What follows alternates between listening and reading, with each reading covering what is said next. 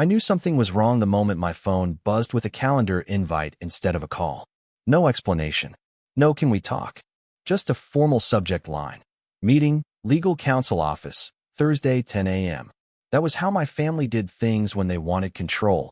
Hide it behind professionalism and pretend emotions were an inconvenience. I stared at the screen longer than I should have, feeling that familiar tightening in my chest. I'm Dylan, 34 years old, and by that point in my life I'd already learned that when my family got quiet, it was because they were planning something loud. Growing up, I was the reliable one. Not the favorite, not the screw-up, just the one who handled things. If something broke, I fixed it. If paperwork needed signing, it somehow ended up in my inbox. My younger brother Mark had the charm, the easy laugh, the ability to disappoint and still be forgiven. My parents built their world around him without ever saying it outright. I was supposed to understand. I always did. Or at least, I pretended to. My dad used to clap me on the shoulder and say, "You're the steady one, Dylan. You don't need hand-holding." It sounded like praise until you realized it meant, "Don't ask for anything. You'll be fine." And for a long time I was. I built my career quietly, paid my bills, showed up to holidays with a bottle of wine and zero expectations. I thought that was maturity. Turns out, it was just training. The lawyer's office sat on the third floor of a glass building downtown, all clean lines and muted colors. The kind of place designed to make you feel small without raising its voice. When I walked in, my parents were already seated, perfectly aligned on the couch like they'd rehearsed it. Mark leaned back in his chair, ankle resting on his knee, scrolling on his phone like this was a dentist appointment. He couldn't wait to leave. "Hey," I said, keeping my tone neutral. My mom smiled too quickly. "Dylan, you made it." As if I'd had a choice. We exchanged small talk that felt more like stalling. Weather, traffic, how busy everyone was. No one asked how I'd been. No one ever did in rooms like that. The lawyer, a woman with calm eyes and a voice trained to sand down sharp edges, eventually cleared her throat and slid a folder onto the table between us. "We're here to discuss the estate restructuring," she said. That word, restructuring, landed heavier than it should have. My grandfather had passed the year before. He wasn't perfect, but he'd been fair in the ways that mattered. He believed in balance. He'd also believed in me, which made my family uncomfortable in a quiet, simmering way. The lawyer opened the folder and began explaining things in measured tones. Trusts, assets, adjustments. I listened carefully, nodding at the right moments. But my attention kept drifting to the way my mom's hands were folded so tightly in her lap, or how Mark wouldn't meet my eyes. Then my dad leaned forward and placed an envelope on the table. "We think this is the cleanest way," he said. I looked at the envelope. Thick, crisp, the kind of thing you see in movies when someone is trying to end a problem without a scene. My mom finally spoke, her voice soft, rehearsed. "We don't want this to turn into something ugly." The lawyer slid the envelope toward me. "This is a settlement offer. In exchange, you'd sign a release relinquishing any further claims." There it was. Clean words for a messy thing. I opened the envelope slowly. Inside was a check, a number written with confidence, like it had been calculated to feel generous without being inconvenient. For a second, I almost laughed, not because it was small, but because of what it represented. This was the price they'd decided I was worth. Not just financially, but emotionally. As a son, as a brother. Mark finally looked up. "It's fair," he said, shrugging. "More than fair, honestly. You're doing fine anyway." There it was. The first cut. Casual. Almost bored. I felt heat rise in my face, but I kept my voice even. "So this is it. You call me into a lawyer's office and hand me a check." My dad exhaled like he'd been waiting for this moment. "We're trying to avoid conflict, Dylan." I looked at him, really looked. The man who'd taught me how to ride a bike, how to shake hands firmly, how to swallow disappointment quietly. By buying me out, my mom reached across the table, not quite touching my arm. "We just want everyone to move on." Move on. From what? Being overlooked? Being convenient? Being the one who never caused trouble, so they assumed he never would? I held the check between my fingers, feeling its weight. I thought about every time I'd shown up without being asked. Every assumption that I'd be okay with less because I'd never demanded more. "I'm not upset," I said finally. And that was the truth, at least on the surface. I was calm in that dangerous way people get when something inside them has clicked into place. "I just want to understand something." The lawyer tilted her head slightly, attentive. I slid the check back across the table, aligning it neatly with the folder. If you think this buys me out, I said, meeting each of their eyes in turn, you misunderstand me. The room went quiet. Not the awkward kind. The tense kind. My dad's jaw tightened. My mom's smile faded. Mark sat up a little straighter, like he'd just realized this wasn't going the way he'd expected. Dylan, my dad said slowly, don't make this harder than it needs to be. I leaned back in my chair, folding my hands the same way my mom had earlier. My heart was beating steadily now, every pulse clear and deliberate. I'm not making it harder, I replied. I'm just not walking away. The lawyer glanced between us, sensing the shift. Papers suddenly felt insufficient for what was unfolding. Mark scoffed. You really want to do this? Over money. I smiled, small and controlled. That's the thing, I said. It was never just about the money. My mom's voice trembled. What are you saying? I looked at the folder again, at the clean lines and careful language, at the check that still sat untouched between us. I'm saying, I replied, choosing each word carefully, that if you brought me here thinking I'd quietly take this and disappear, you might want to rethink what you're prepared for next. No one spoke. The lawyer's pen hovered above her notepad, frozen. Outside the glass walls, people walked by unaware, carrying coffee cups and briefcases, living their ordinary lives. Inside that room, something had shifted. And for the first time in my life, I didn't feel like smoothing it over. My dad finally broke the silence, his voice lower now, edged with something I hadn't heard before.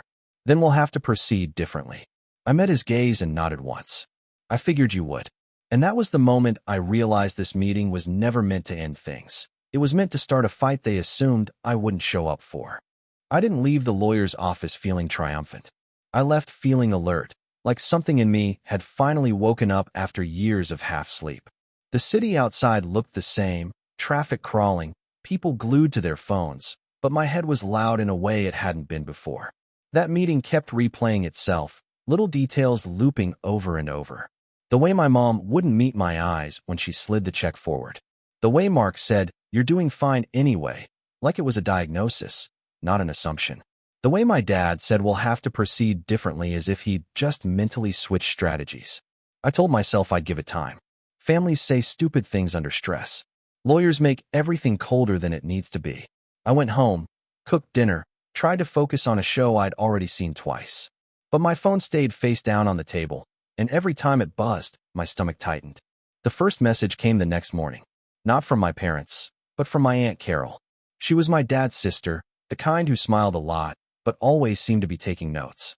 Heard things got tense yesterday, she wrote. Your parents are just trying to do what's best for everyone. That phrase again. Everyone. I typed out 3 different responses and deleted them all. I finally settled on, I just want transparency. She didn't reply. By the end of the week, the tone shifted. Invitations stopped coming. The family group chat went quiet, then suddenly active again without me in it. I found out because Mark accidentally referenced a conversation I'd never seen.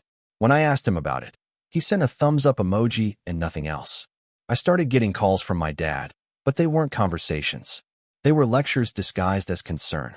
You need to be careful, he said during one of them, pacing audibly on the other end. Dragging this out helps no one. Especially not you. I'm not dragging anything out, I replied. I just didn't agree to your terms. He sighed, long and theatrical. You've always had trouble letting things go. That one stung. Not because it was true, but because it was so obviously backwards. Letting things go was my specialty. I'd let go of attention, credit, expectations. I'd let go of being included in decisions that affected me. The one time I didn't, suddenly it was a flaw. My mom took a different approach. She started sending photos. Old ones. Childhood holidays, birthdays, moments where we all looked happy in that frozen, curated way families do. Remember this? She'd write. We were so close then. No mention of the lawyer. No mention of the check. Just nostalgia used like a lever. Then there was Mark. Mark didn't call. He didn't pretend to smooth things over. He showed up unannounced one evening, leaning against my doorframe like he owned the place. He looked relaxed, almost amused, like this was entertainment for him. You're really sticking to this? He asked, glancing around my apartment. All this over pride. I closed the door behind him, slow and deliberate. It's not pride. He laughed, sharp and dismissive. That's what people say when it is. I felt that familiar urge to explain myself, to justify, to soften. I didn't. Why are you here, Mark? He shrugged. Dad asked me to talk sense into you. By insulting me. By being honest, he shot back. Look, you were never going to get what you think you deserve. You should have taken the money. There it was again. What you think you deserve. Like fairness was a delusion I'd invented. I watched him carefully then. The way he leaned back, confident, unbothered. The way he didn't ask if I was okay, only if I was going to be difficult. Why are you so invested? I asked. This doesn't change your life either way, does it? He hesitated. Just a fraction. Barely noticeable. Then he smiled. You worry too much. That hesitation lodged itself in my chest. The next few weeks felt like being slowly edged out of a photograph. I still existed, but only on the margins. Family dinners happened without me. Decisions were made without my input, even ones that directly involved things I'd helped manage for years. When I asked questions, I got vague answers. When I pressed, I was told I was being dramatic. Then came the paperwork. I received an email from the lawyer's office, CC'd to my parents and Mark.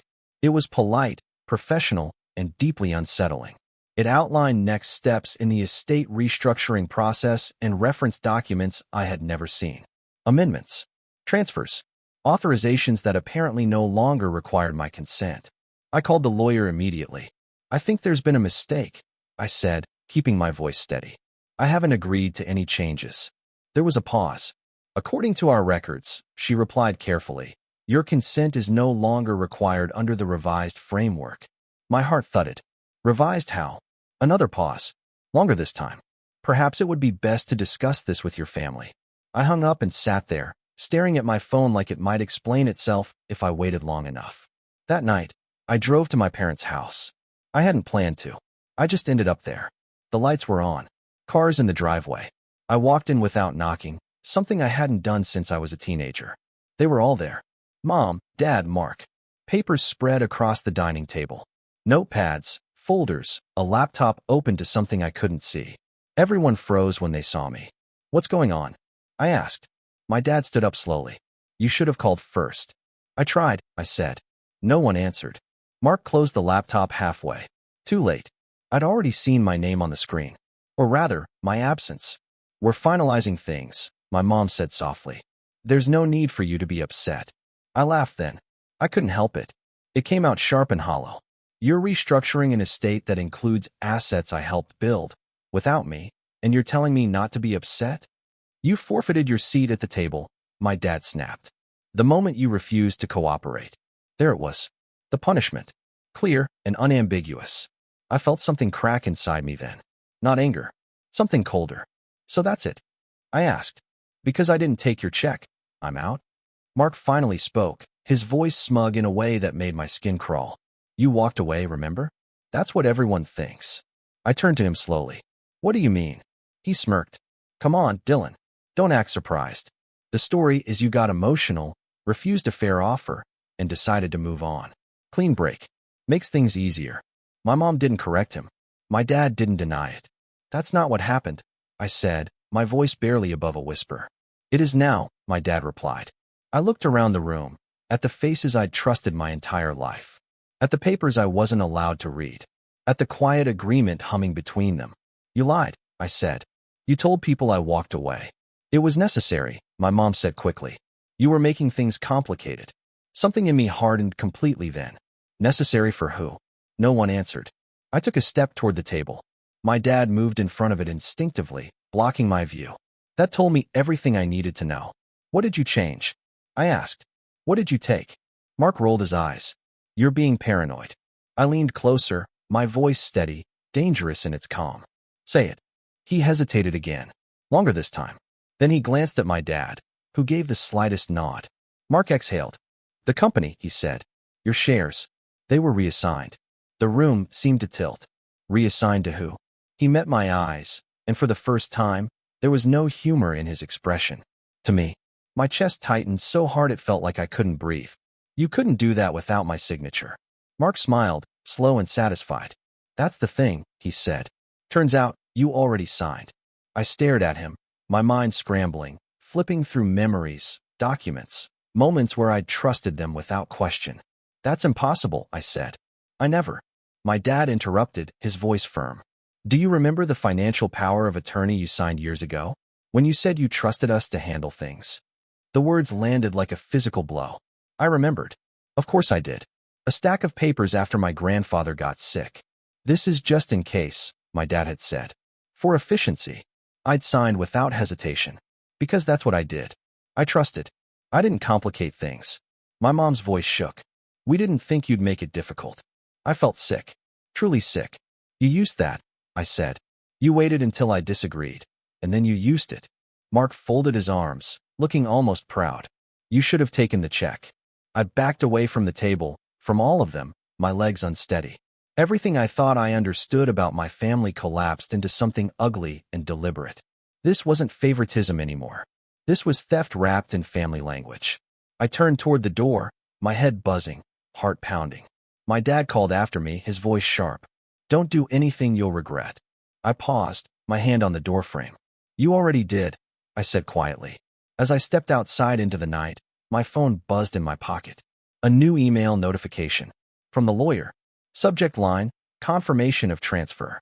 I didn't open it. I didn't read that email until the next morning. Not because I was in denial, but because I already knew what it would say, and I wasn't ready to let the words make it official. That night, I drove aimlessly for hours, windows down, radio off, letting the city lights blur together until everything felt distant and unreal. I kept replaying that moment in my head. Mark's voice, casual and smug, saying you already signed. I'd always thought betrayal would feel explosive, like shouting and slammed doors. Instead, it felt quiet, administrative, like something had been erased while I wasn't looking. When I finally got home, I sat on the edge of my bed fully dressed and stared at the wall until the sky outside my window started to lighten. I don't think I slept at all. Every time I closed my eyes, I saw documents, signatures, my own handwriting turned against me. Trust weaponized. That was the phrase that kept circling in my head. The next morning, I opened the email. It was exactly what I expected, formal confirmation that the transfer had been executed in accordance with existing authority. No apology. No hesitation. Just a polite acknowledgement that what I believed was mine wasn't anymore. At least not on paper. I called in sick to work for the first time in years. I didn't even bother explaining.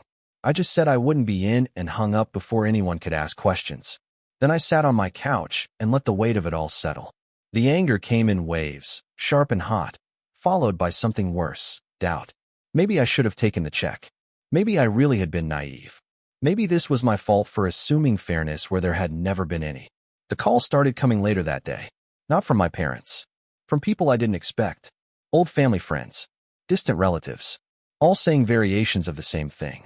We heard you decided to step away. Your parents said you wanted out. That must have been a hard choice. They'd rewritten the story, cleaned it up, turned me into the unreasonable one who'd stormed off over money. I corrected a few people at first, carefully, calmly.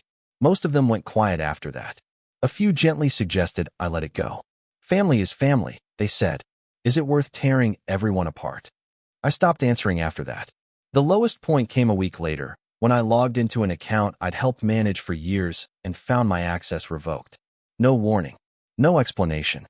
Just a polite error message telling me I didn't have permission. That was when it hit me fully. This wasn't just emotional. It was practical. They'd cut me out completely. I felt embarrassed in a way I hadn't felt since I was a kid. Embarrassed for trusting them. Embarrassed for not seeing it sooner. I started questioning everything. Every memory, every favor, every moment I'd been told I was the steady one. Had that just been code for the expendable one? For a few days, I didn't do much of anything. I moved from bed to couch and back again. Ate whatever was easiest. Let dishes pile up. I wasn't depressed in the dramatic sense. I was numb, like my system had shut down to protect itself. Then, slowly, something shifted. It happened in a small, almost stupid way. I was cleaning out an old drawer, looking for a document I wasn't even sure I still had, when I found a notebook. One I'd kept years ago, back when I'd been helping my grandfather with his business. It was full of scribbles, notes, ideas he'd thrown at me offhandedly and trusted me to refine. I flipped through it, expecting nostalgia. What I felt instead was clarity. Those ideas were still good. Better than good, actually. I'd just never thought of them as mine.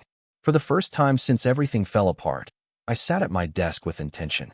I opened my laptop and started writing. Not angry emails. Not messages to lawyers. Just plans. Rough, imperfect, but mine. I listed skills I'd picked up quietly over the years. Negotiations I'd handled. Systems I'd streamlined. People I'd connected. All the invisible work I'd done while others took credit. I realized something uncomfortable and empowering at the same time. They hadn't succeeded because I was weak.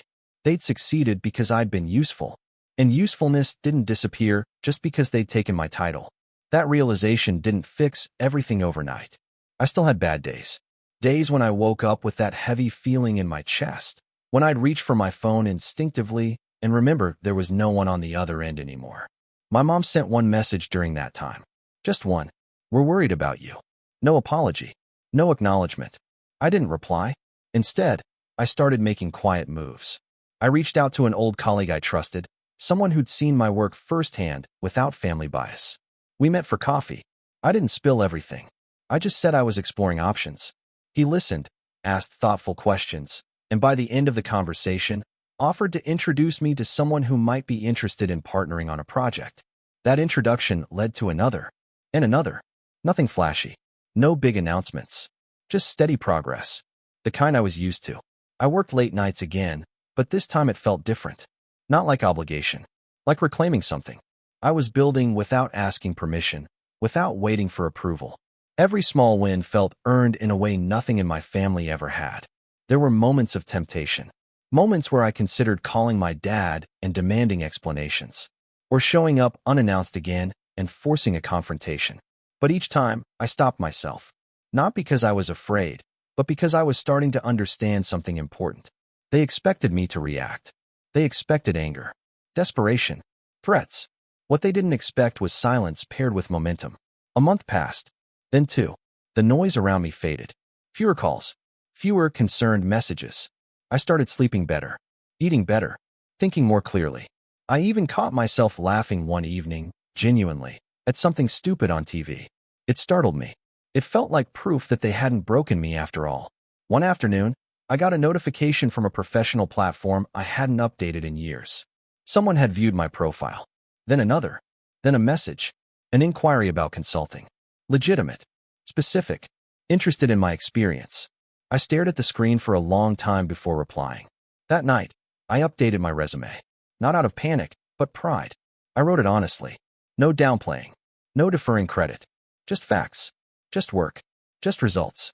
And as I typed, I realized something else had been happening quietly in the background. I was no longer thinking about what they'd taken. I was thinking about what I could build. The shift wasn't dramatic. It didn't come with a speech or a victory montage. It was subtle and steady, like pressure building behind a wall. I still hadn't decided what I was going to do about my family, about the company, about the lie they'd told on my behalf. But for the first time since that meeting in the lawyer's office, I felt something solid under my feet again. And somewhere deep down, beneath the calm, a plan was starting to form. By the time I realized I wasn't just rebuilding my life, but repositioning myself, the anger had cooled into something far more useful. Anger burns fast and loud. This felt different. This felt precise. I stopped thinking in terms of what they'd done to me and started thinking in terms of how they'd done it. That distinction mattered. It turned emotion into information. I went back to the beginning. Not the lawyer's office, not the night I stormed out of my parents' house, but years earlier. I pulled every old email, every shared document, every message thread that involved anything financial or administrative.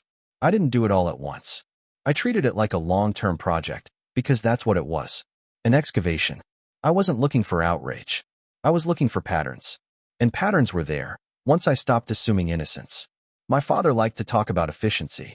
That was always his justification for handling things centrally, quietly, without too many people involved.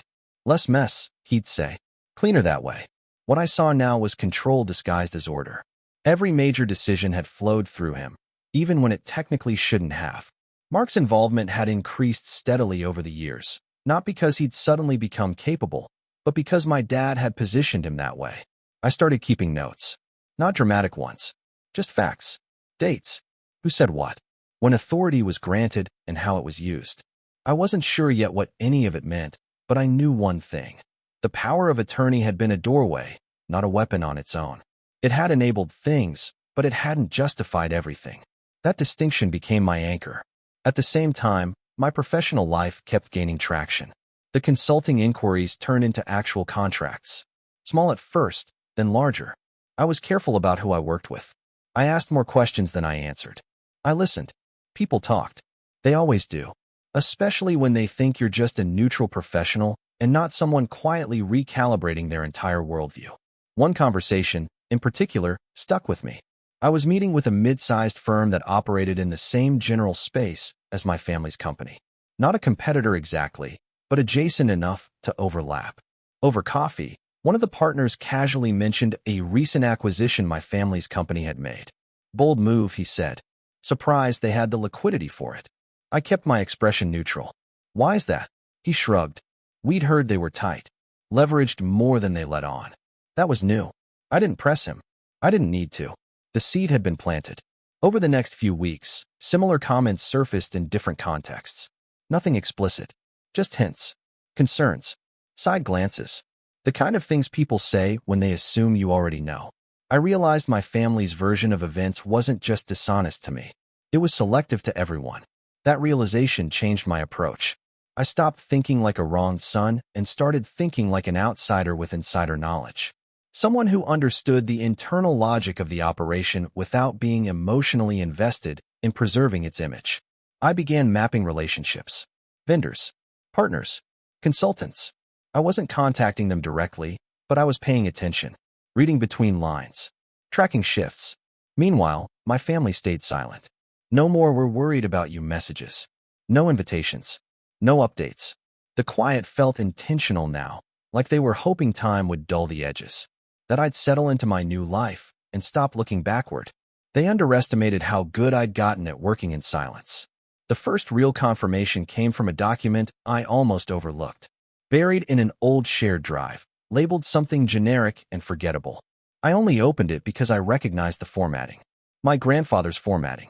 He had a specific way of structuring notes, a rhythm to how he outlined things. This document wasn't signed, but it was detailed. It referenced contingencies, protections, conditions tied to the very authority my father had used against me. I read it twice, then a third time.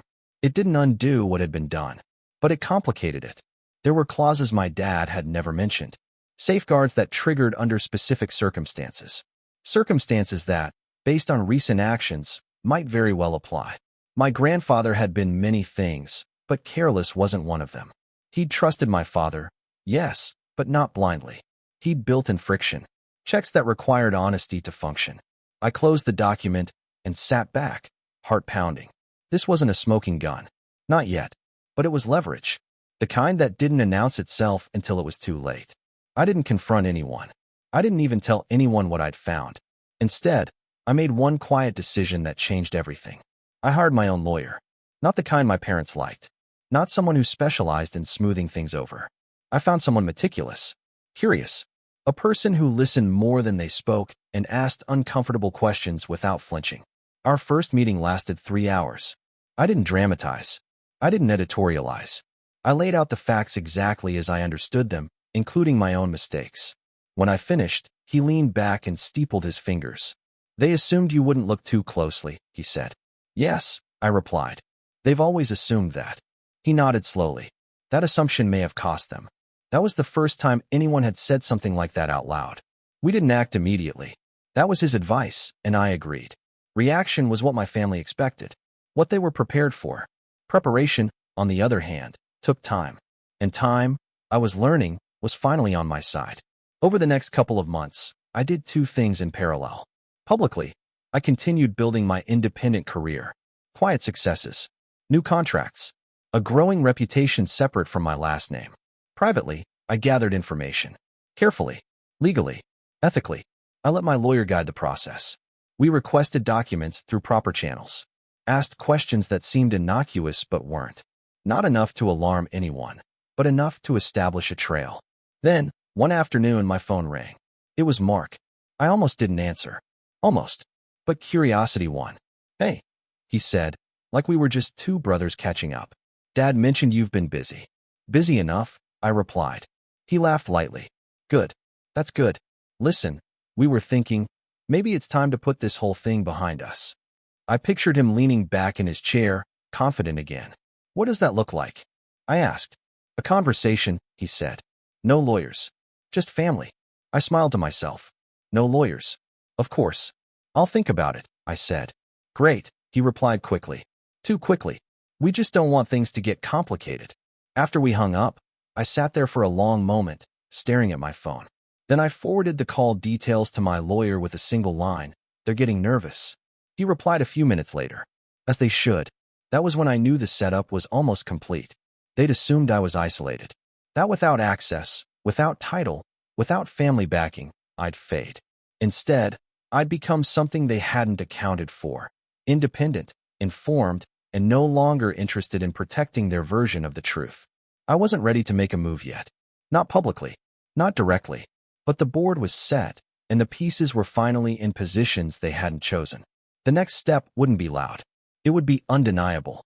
And when it came, it would force them to look at me not as the son who should have taken the check, but as the variable they'd failed to control. I just needed one more opening. And based on the way they were suddenly reaching out, I had a feeling they were about to give it to me themselves. The opening came 3 weeks later, wrapped in a tone of forced politeness and urgency. My dad emailed me directly for the first time since the night I walked out of the house. No lawyer copied. No family group. Just him. We need to resolve this, he wrote. There are concerns. Let's meet and clear the air. Clear the air. That phrase used to work on me. It implied fairness, honesty, a mutual desire to fix things. Now I read it for what it was, a request for control.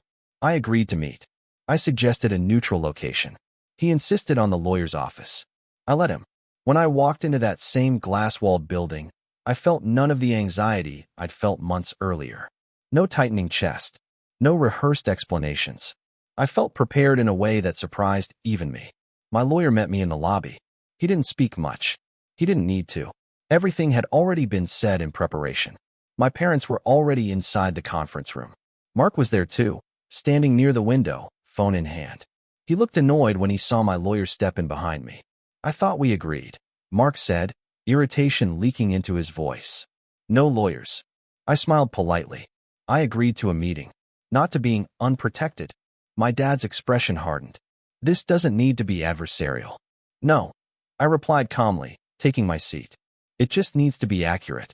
The lawyer who'd overseen the original transfer sat at the head of the table again, but her posture was different this time. More guarded, less assured. She'd been contacted by my attorney earlier in the week with a series of questions that had clearly unsettled her. My dad started talking immediately, like momentum would save him. We've been advised that there may have been some misunderstandings regarding authority and intent. I let him finish. I always had. Then I spoke. There was no misunderstanding, I said. There was assumption. Mark scoffed. You're still upset about the shares? I'm not upset, I replied. I'm informed. That shut him up. My lawyer slid a folder onto the table. Not thick. Not dramatic. Just enough.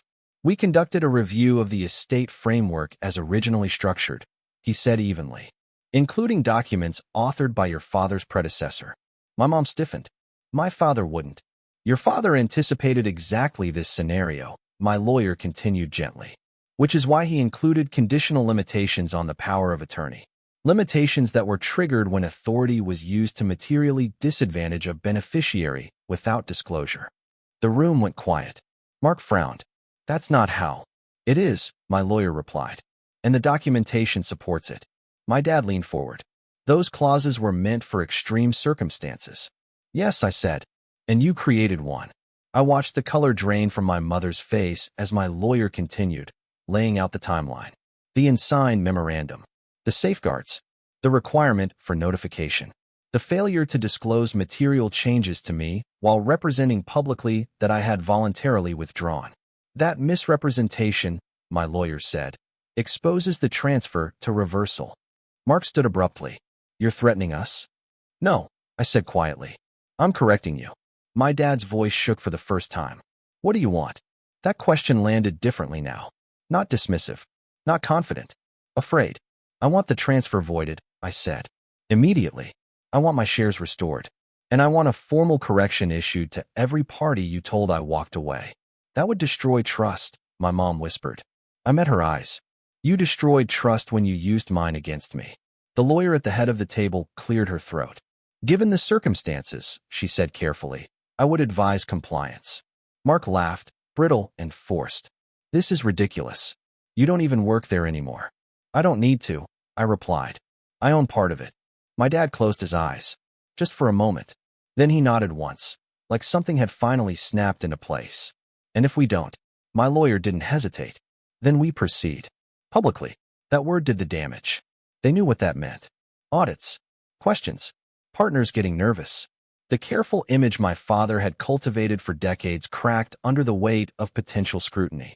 The quiet leverage they'd relied on evaporated. The meeting ended without raised voices. Without shouting. Just signatures. Reversals. Commitments put back into writing where they belonged. I walked out with exactly what I'd asked for. The fallout was slower, but more thorough. Within weeks, the narrative shifted. The same relatives who'd told me to let it go suddenly had questions. Partners requested clarification. My father's authority was quietly reduced for stability. Mark lost the role he'd been handed and was reassigned somewhere far less visible. No announcements. No explanations. Just absence. My parents tried to reach out again after that.